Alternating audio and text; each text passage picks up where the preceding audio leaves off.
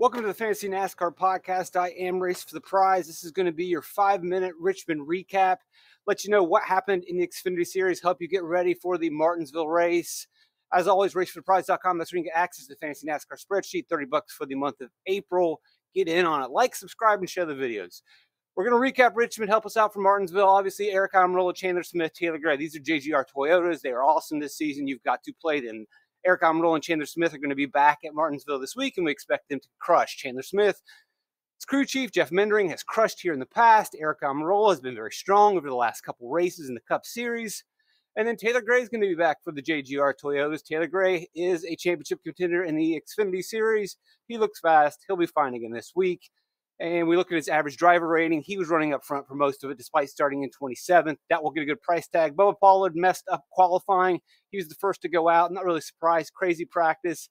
Early morning situation. He went out, had himself a very solid day.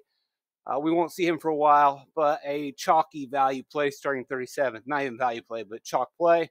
And then we get Josh Williams, 6,600 again, another chalk play.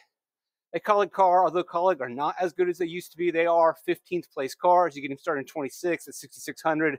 No big surprise. And then Logan Bearden is a bit of the surprise in the, Bobby Dotter car.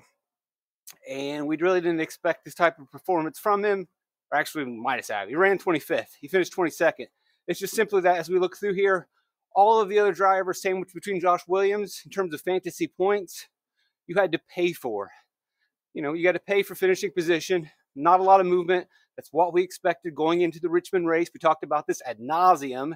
Won't necessarily be the case at Martinsville. You're going to see drivers that finish a lot better than where they run, and you're going to see drivers that run a lot better than where they finish. But typically at Richmond, average running position and finishing position correlates. So if you're going to run in the top 10, that means you have a top 10 car. You're usually pretty expensive, and thus we see that play out here. Top 10 cars, top 10 finishes, expensive.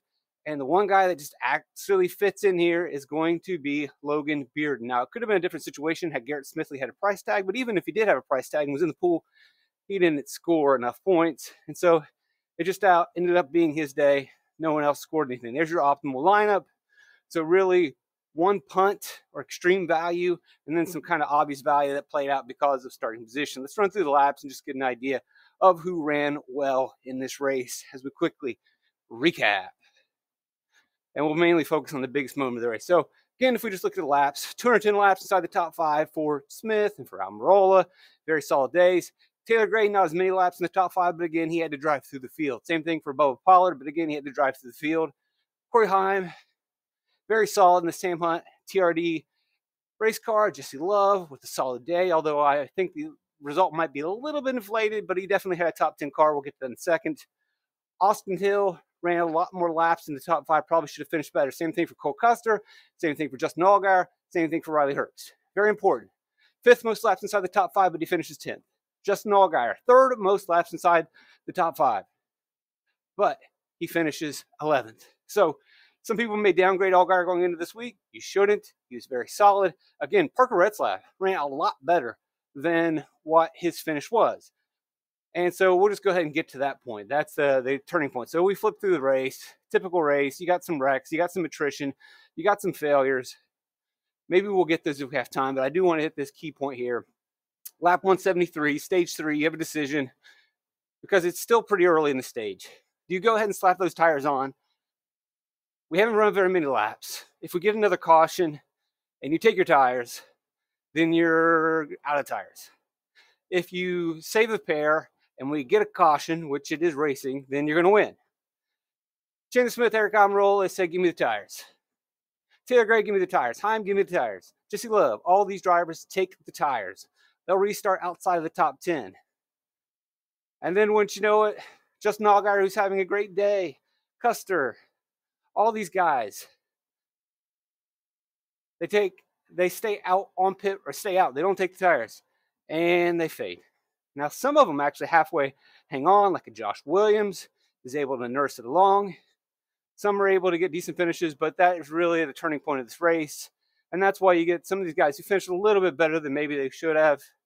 Taylor Gray, a little bit better than maybe where he should have, but still had a good day. Same thing for Corey Heim, Jesse Love. A lot of ARCA love here. Bo Pollard, Kligerman, So they definitely benefited from strategy and just making the right call. And you could have easily slotted Allgaier, Custer, and Smith and Austin Hill above them. So really with this group, you can argue you could flip-flop them if you wanted going into this week to get a good analysis of this race. So you want to add 5 positions to Allgaier's finish. You want to subtract 5 from Taylor Gray. That's fine. But really, if you zoom out, take a 30-foot approach, they're all about the same speed. Degrees of difference. There was Chandler Smith and Eric Almirola, and then you had from Taylor Gray down to Herbst, Allmendinger. Maybe you don't even include Allmendinger in that situation. In terms of, all right, these guys are all possibly top 5, top 10 drivers. But there definitely was a cut above the rest, which was these 2 JGR Toyotas. Let's look at some more explanations real quick of drivers. Weatherman finishing about where you think he would. Not a bad day. Let me see if I can put a better view of their laps on here. Just trying to make some sound to entertain you in this quick super fast podcast. All right, so DiBenedetto, not a bad day for jumping in cold, finishing 18th, ran inside the top 20 for 66% of the laps. I don't think you should have had higher expectations than that. That's fine. Pretty solid day for Weatherman and Gosselin. Actually ran quite a few inside the top 15, so maybe you want to bump up Weatherman moving forward. As I said before, I really like what Retzlaff had done. 64% of the race inside the top 10. Doesn't quite get the finish that he deserves because the strategy doesn't work out. But, an average running position of 9.1 according to my data. So very good. Very excited about the Anderson car there. Honeyman's just been doing about what he is. Top 20 driver. Ran a little bit inside the top 20, but from 20 to 25, 80% of the race. He'll take it. Smithley around a 25th place driver. Welcome back, Smithley. Bearden right there as well. Ends up being the play. Sieg, that's not bad. 23rd for Kyle Sieg. You take it. Not running full time. Clement's a disappointing day. Dawson Cram actually coming in pretty solid for JD Motorsports. Really surprised to see them have some halfway decent cars. Disappointing day for Jeb Burton. Ryan Ellis and Brendan Poole hated their TJ M Alpha Prime cars. You can see it. Anthony Alfredo had a brake failure. Sam Mayer had his weekly incident. Haley Deegan had her weekly incident. Ryan Sieg got caught in the Brandon Jones wreck. Blaine Perkins, I believe, had a mechanical failure at some point. Joey Gase had his bumper incident. Creed blew up. Patrick Immerling, Daughter, I think he had a mechanical failure or wrecked. And Vargas is starting park. That'll do it. Thanks for joining me. Blessed to have you guys around. Love you guys. Triple Life fantastic. Leave a like, subscribe, share. That was your quick Richmond recap. Go to racefortheprize.com to get access to the fantasy NASCAR spreadsheet that you just saw.